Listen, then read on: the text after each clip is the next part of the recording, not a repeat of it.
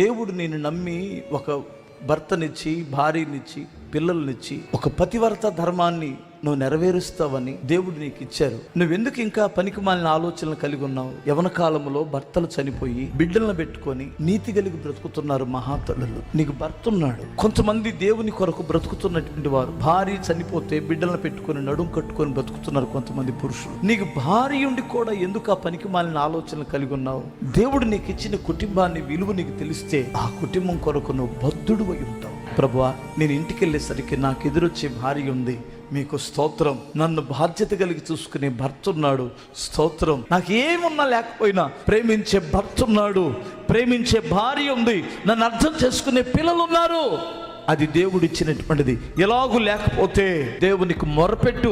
నిన్ను నీ కొరకు చింతించే దేవుడు నీ కుటుంబాన్ని కడతారు, నీ కుటుంబంలో అవసరాలు తీరుస్తారు, నీ ప్రతి అవసరం తీర్చేవాడు ఉన్నాడు.